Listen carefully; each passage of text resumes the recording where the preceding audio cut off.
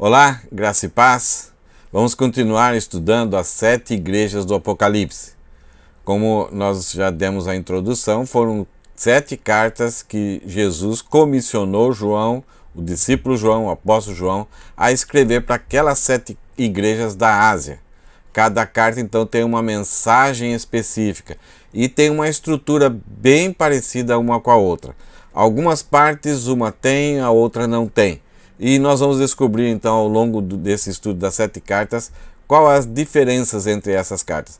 Essas igrejas existiam naquela época, eram diferentes uma das outras, foram implantadas na época dos apóstolos, e por causa das características delas e por causa das mensagens diferentes que Jesus enviou para elas, essas mensagens se aplicam muito aos nossos dias, para nós verificarmos como estamos andando diante do propósito, da missão, do chamado que a igreja tem.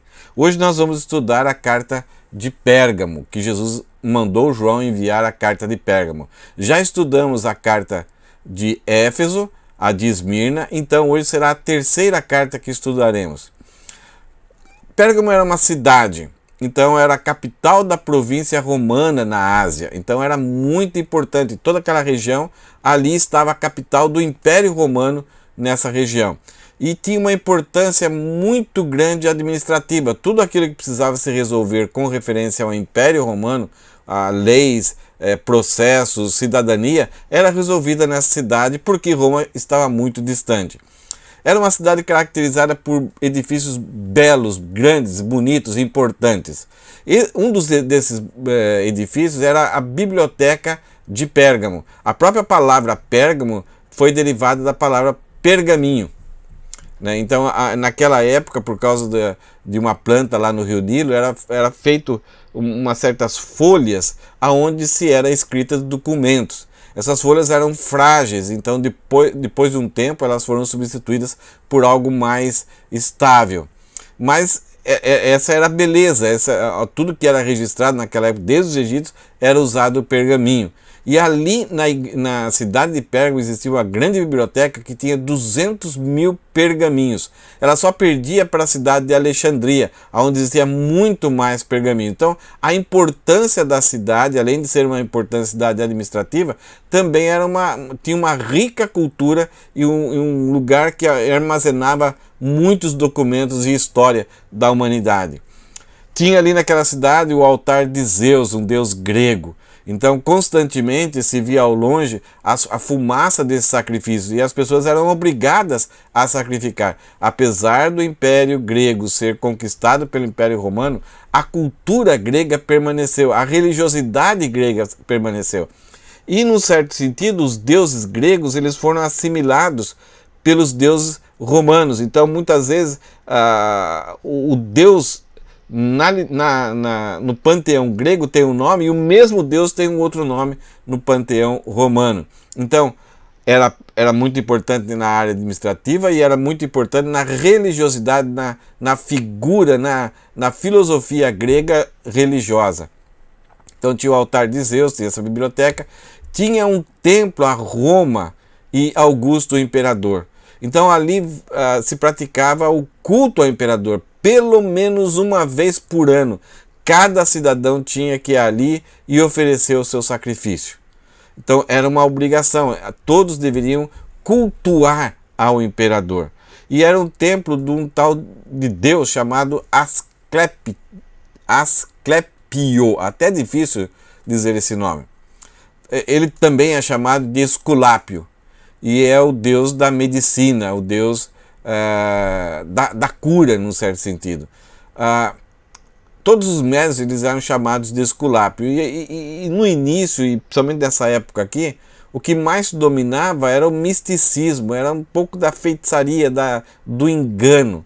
Não era uma ciência pura, então era uma ciência misturada com muito misticismo. E tanto é que existia um templo para que as pessoas sacrificassem e oferecessem rituais a esse Asclépio, ou chamado de Esculápio. Então, percebam aqui que todas as áreas da vida, além daquele panteão dos deuses gregos, dos deuses romanos, havia também deuses específicos. E a humanidade dependia muito da medicina que existia naquela época. E além de tudo isso, desse lugar místico, lugar de templos gregos e templos do imperador romano, templos de um deus específico, onde as pessoas vinham procurar, e mais, esse templo de Asclepio era espalhado, havia outros templos menores em vários lugares do mundo por causa da importância dele em ser adorado, porque as necessidades, as doenças, as enfermidades eram grandes, então as pessoas, além de buscarem recursos para se curarem, havia essa mistura do misticismo junto com essa medicina. E, num certo sentido, existia nessa cidade a igreja cristã. A Bíblia quase não fala nada como essa igreja foi implantada, como começou, se foi um apóstolo, se foi uma pessoa que foi evangelizada em algum lugar e apareceu na cidade e começou a falar de Jesus, então formaram uma igreja. Parece que é uma igreja que cresceu, uma igreja que se tornou importante, uma igreja que se tornou atuante. E nós vamos ver a respeito de um dos pastores dessa igreja, o que aconteceu com ele. Mas talvez o que pode ter acontecido é que Paulo, estando em Éfeso, que era uma região um pouco perto, tenha, naquele tempo, ele sempre fazia essas viagens, ele ia e voltava para algumas províncias, algumas cidades. E possivelmente então ele foi até Pérgamo e evangelizou e implantou uma igreja lá, estando fixamente em Éfeso. Então esse é o ambiente, esse é o sistema que vigorava lá nessa cidade, uma cidade importante, forte, rica. E como é bom quando a gente valoriza, né, o lugar em que nós estamos. Quando você tem todos os lugares importantes que existem no mundo, está ali também. Você tem adoração a Zeus, tem adoração ao imperador romano, você tem adoração ao deus da medicina, você tem uma biblioteca de 200 mil pergaminhos. Então é uma cidade importante administrativamente pelo Império Romano, mas também com essas importantes. E com muitos outros edifícios que as pessoas vinham de longe para conhecer. Nós nos sentimos muitas vezes orgulhosos e privilegiados quando estamos nesse tipo de ambiente. Será que era dessa forma que Jesus via essa cidade? Via a igreja que estava implantada ali, que Deus implantou, que levou Paulo ou outra pessoa a colocar aquela igreja, aqueles irmãos serviam a Deus nesse tipo de ambiente? Será que Jesus conhecia o que eles passavam, como eram as dificuldades que eles tinham e os desafios que eles tinham? Vamos estudar então a carta que Jesus mandou João escrever e enviar a essa igreja. Qual o propósito então dessa carta? É alertar a igreja de Pérgamo, sobre o risco da perigosa mistura do povo de Deus com o engano doutrinário e com a imoralidade do mundo, pois a igreja é a noiva de Cristo e está comprometida com Cristo. Nós gostamos de onde estamos e muitas vezes queremos absorver o que há de tudo nesse ambiente, naquilo que está acontecendo. Mas essa carta de Jesus foi escrita para alertar a igreja sobre o risco do povo de Deus se misturar com o engano doutrinário e com a imoralidade do mundo. Normalmente, quando o engano doutrinário ele acontece na igreja, ele vem para a igreja enfraquecendo a fé, enfraquecendo a firmeza, a igreja não resiste às tentações, aos convites, às infiltrações de ideias ruins e de práticas liberais. Vamos estudar essa carta? No versículo 12, então, é do capítulo 2 de Apocalipse até o versículo 12, até o 17. Então, Jesus escreve essa carta a Pérgamo. Então, em primeiro lugar, como todas as outras cartas, Jesus se apresenta a essa igreja. O capítulo 1, João teve uma visão de Jesus glorificado. E nessa visão, João viu várias características de quem é Jesus e de como ele estava se apresentando ali. E aí, quando Jesus pede para João, ordena para João escrever a carta para alguma igreja, Jesus vai usar uma das suas características, um dos seus atributos, algo que ele estava mostrando, para começar essa carta. E essa característica tem tudo a ver com o conteúdo, ou para encorajar, ou também para exortar. E nós vamos perceber isso nessa carta. Veja o que Jesus fala aqui no versículo 12. Escreva, João, esta carta ao anjo da igreja de Pérgamo. Já falamos que o anjo aqui poderia ser o mensageiro, aquele que é responsável, o líder, o pastor, o bispo. Veja o que Jesus fala. Esta é a mensagem de quem tem a espada afiada dos dois lados. Estranho. Quando João viu Jesus, ele falou que da sua boca saía uma espada afiada de 2 gumes. O império que tinha uma espada afiada de 2 gumes era o Império Romano. Era uma espada mais curta e que ela podia tanto atacar de qualquer lado e ela não somente cortava a pessoa, mas ela podia ser enfiada na pessoa e cortando.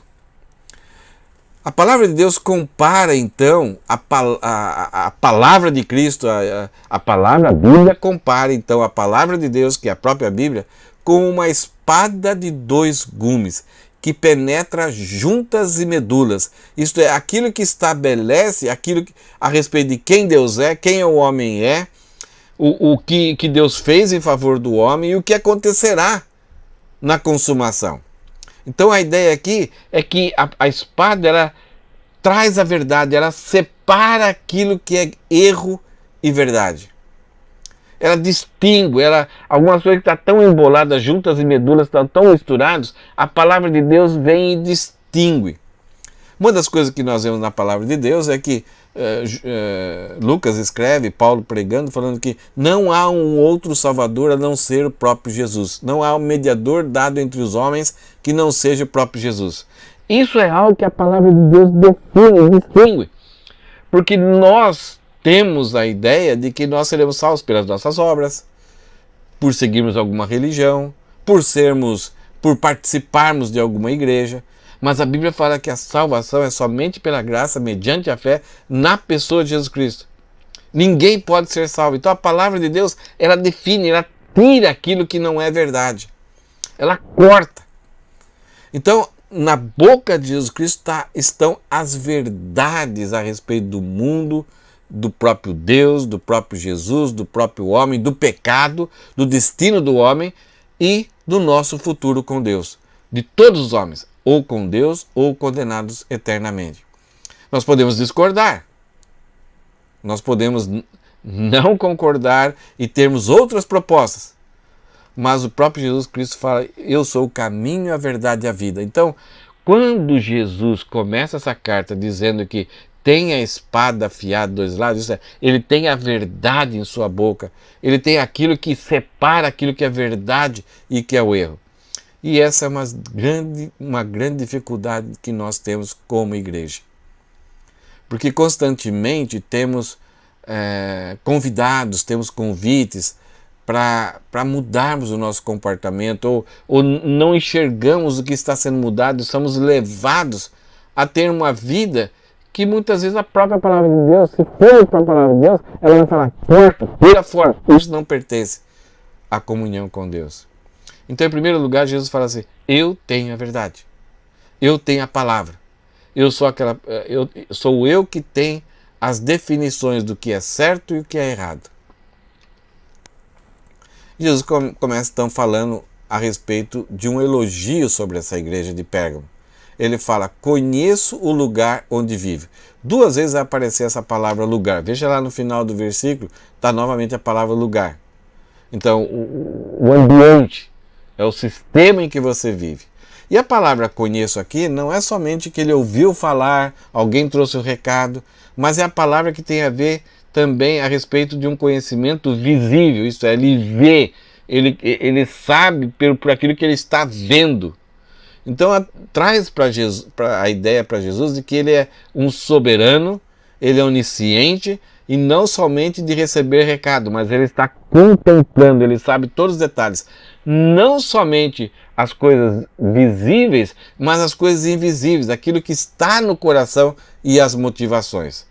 Então não adianta tentarmos enganar Jesus com rituais ou práticas religiosas. Ele sabe o que está lá no coração. Então essa palavra conheço, ela é muito profunda. Ele conhece muito mais do que nós, do que outras pessoas. Então Jesus fala, eu conheço o lugar onde você vive. a cidade onde está o trono de Satanás. Vocês se lembram aquilo que nós falamos a respeito de Pérgamo? A biblioteca, a cidade administrativa de Roma, o trono de Zeus, o trono do imperador, o trono o templo, né, do Esculápio, que era o deus da medicina. Puxa, as pessoas se jogavam assim, eu moro em Pérgamo, lá nós temos tudo isso. Mas Jesus olhava com outros olhos. Ele é a verdade. E ele fala que esse ambiente, o que estava ali na cidade, para Jesus, com tudo isso daí, era o trono de Satanás. É o lugar que no final do versículo, dá uma olhada lá, é a habitação de Satanás. Satanás, ele não é somente um ser pessoal, mas ele administra toda a religiosidade oposta a Deus. Ele administra tudo aquilo que é avesso a Deus. Na cultura, na filosofia, na idolatria, na religião. Então, esse conjunto, num só lugar, de adoração ao Estado, a adoração a Deus da medicina, a ideia da cura, tudo isso era o lugar de Satanás. Satanás criou isso e as pessoas estavam trabalhando para Satanás, crendo e sendo felizes de que eram pessoas evoluídas e quem pensasse diferente estava errada, era atrasada.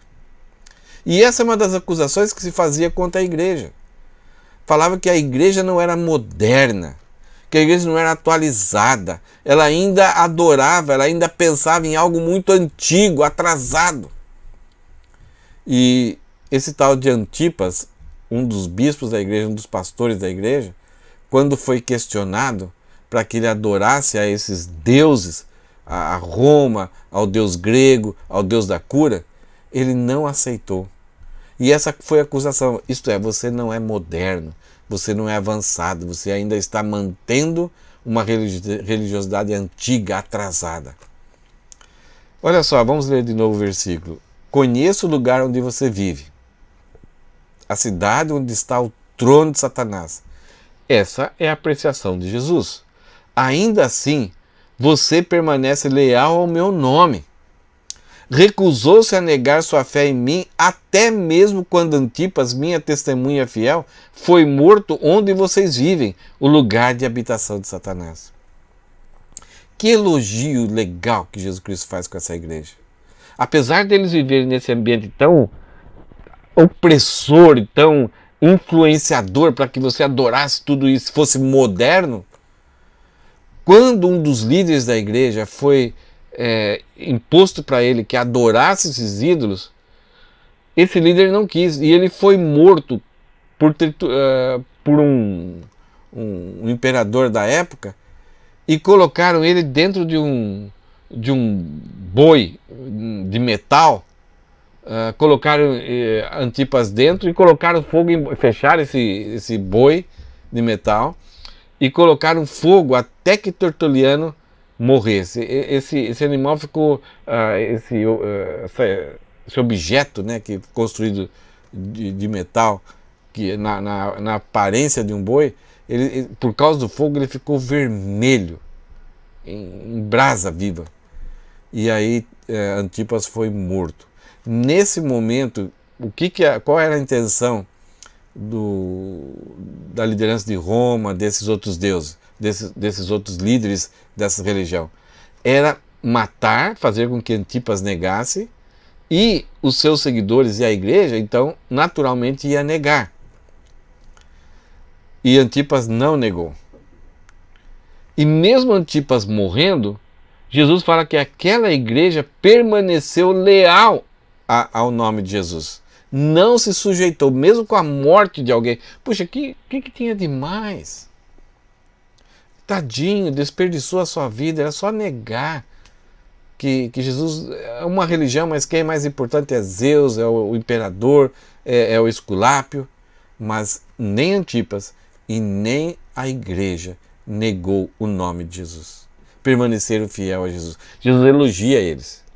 Então, enquanto as pessoas se vangloriavam do lugar ser um lugar moderno, um lugar cheio de das riquezas do mundo, Jesus fala, esse lugar era a habitação, era o lugar da habitação de Satanás.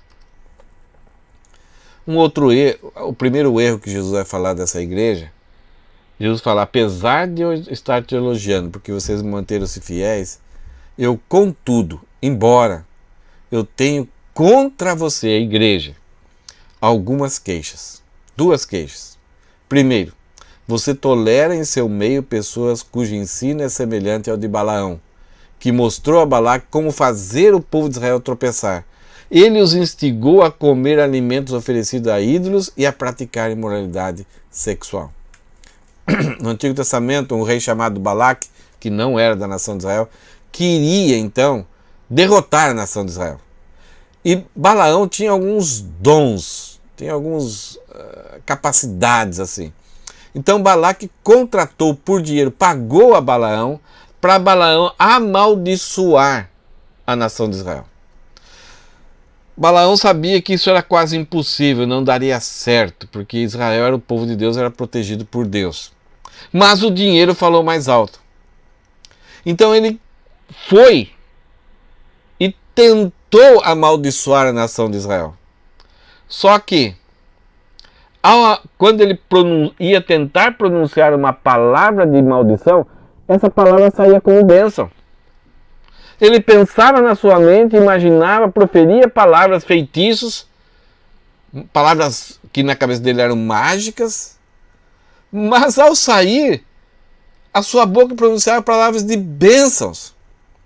E ele falou, o que eu faço agora? E Balaque, olha, eu paguei vocês, tem que resolver esse problema. Então Balaão teve uma ideia. Balaque, envie donzelas. Faça com que o povo, pelos seus desejos, comece a se acostumar com a prática do mundo. Não deu outro. A nação de Israel começou a achar que não havia importância a imoralidade e depois da imoralidade então passou para a idolatria. E a nação de Israel foi derrotada. A nação de Israel não percebeu a astúcia de Balaão e caiu no erro de Balaão de introduzir de forma sutil mudanças no comportamento, na vida e trazendo sedução para a nação de Israel. E eles enfraqueceram e foram derrotados. Um outro erro que Jesus fala para essa igreja é o liberalismo. Versículo 15. De igual modo, do mesmo modo lá de Abraão, da mesma forma de Abraão não, de Balaão, da mesma forma que vocês estão seguindo, vocês toleram, né? Vamos dar uma olhada no versículo anterior. Tem contra você algumas queixas. Você tolera em seu meio pessoas cujo ensino é semelhante de Balaão. Isto é, a igreja tinha no meio da igreja pessoas que ensinavam, que estimulavam, que achavam que da mesma forma que Balaão enganou a nação de Israel, eles traziam esse mesmo erro, esse mesmo ensino. E a igreja num todo, principalmente a liderança, não viam problemas. Então eles toleravam, não queriam arrumar encrenca, não queriam confrontar essas pessoas. E essas pessoas então cada dia tinham encontro um com o outro e trocavam ideias de que isso não haveria problema. Ah, não tem problema isso, não tem problema aquilo, não tem problema lá. Nós estamos debaixo da graça, nós somos salvos, então não tem problema nenhum mais. E do mesmo modo, versículo 15, de igual modo, dessa mesma forma, há entre vocês alguns que seguem o ensino dos nicolaítas. A igreja não somente tolerava ensinos parecidos com o de Balaão, de trazer imoralidade e idolatria, mas também havia já algumas pessoas que seguiam esse ensino, já colocavam em prática esses ensinos, que são ensinos semelhantes aos nicolaítas, de uma pessoa ser mais importante que a outra, existir autoridade sobre a outra, e essa ideia de convite a adorar, a comer das carnes sacrificadas, a participar das festas que eram em prol dos deuses pagãos. As festas que tinham eram para Zeus, a festa que era para o imperador, a festa que era para o deus Esculápio. Então, não tem problema nenhum, é legal, gostoso, nós somos salvos já. Vamos lá, galera. Vamos celebrar, vamos louvar, vamos agradecer. Não faz mal nenhum, nós já somos salvos. Então, não somente tolerava, mas alguns já estavam seguindo e estabelecer na sua vida uma prática, um hábito que era segundo os ensinos nicolaítas, que vamos ser iguais, não vamos ser diferentes. Jesus Cristo considera isso como um grande erro. Ele, Jesus, tem alguma coisa contra essa igreja, e era isso que ele tinha. O convite de Jesus, então, é uma exortação e encorajamento. Ele fala: portanto, diante disso, dessa situação, arrependam-se.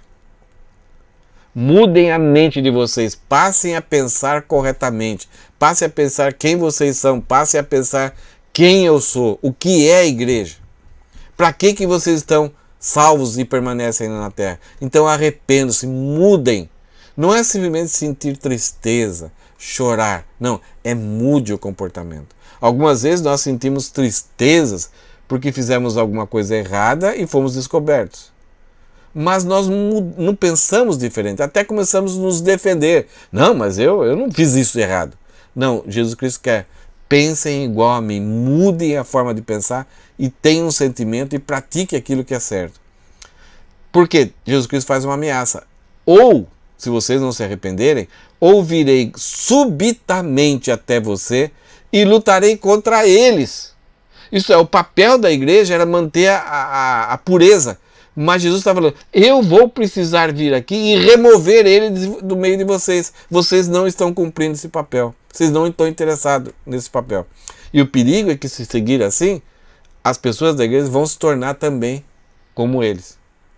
Jesus Cristo fala: e lutarei contra eles com a espada da minha boca. Novamente a palavra espada aqui.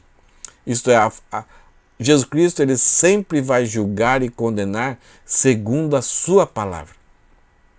Algumas vezes a gente ouve essa ideia, né? Nós não devemos julgar ninguém. Não julgueis, para não ser julgados. Sim, se estamos julgando aos outros segundo o nosso critério, nosso coração, estamos errados. Mas Paulo fala em Corinto para nós julgarmos segundo as Escrituras, segundo a verdade. Essa é a missão que Deus nos deu. Nós temos que anunciar: aquela pessoa que não tem salvação em Cristo, ela está perdida. Aquela pessoa que não creu, não é salva pela graça mediante a fé, ela está perdida. Isso é julgar.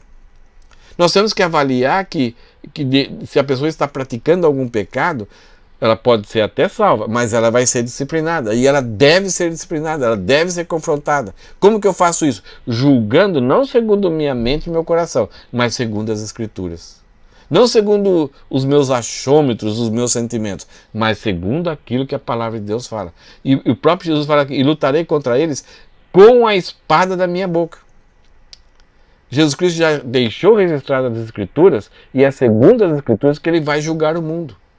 Novamente, ele fala no começo lá, a espada, ele tem a espada, e agora ele fala que a palavra dele não são os livros da biblioteca, não são os sacerdotes que estão anunciando ideias de como o mundo deve ser, as religiões, as filosofias, mas é segundo a palavra de Cristo. Tudo passará, mas a palavra de Deus não passará. Ela permanece para sempre. E ela vai ser o árbitro para julgar a humanidade. Jesus Cristo faz uma promessa então para essa igreja: quem tem ouvidos para ouvir, isto é, quem foi regenerado, quem os ouvidos foram abertos, os olhos foram abertos. Então, essa pessoa, porque muitas vezes temos muitas pessoas na igreja, mas que não têm ouvidos regenerados, não tem olhos regenerados, não tem um coração regenerado. E somente aquela pessoa que tem olhos, ouvidos e coração regenerados é que podem ouvir o recado de Jesus. Então, quem tem ouvidos para ouvir, ouça o que o Espírito Santo diz às igrejas. Ao vitorioso, isto é, aquele que já tem vitória em Cristo, aquele que é genuinamente salvo. Porque nós não sabemos, Jesus Cristo sabe. Nós não sabemos. Então, para essa pessoa, Jesus Cristo promete: darei do maná escondido. Então, a ideia não é para que nós vamos ser vitoriosos, mas aquele que é vitorioso permanece. Aquele que é vitorioso luta, aquele que é vitorioso resiste. O que não é vitorioso não resiste, não persevera. Ele segue os ensinos dos falsos mestres. Nós podemos até, num certo tempo, sermos iludidos por um tempo, mas o Espírito Santo nos adverte, nos chama e nos traz de volta. Nós precisamos se arrepender, mudar a nossa mente, confessar a nossa inclinação.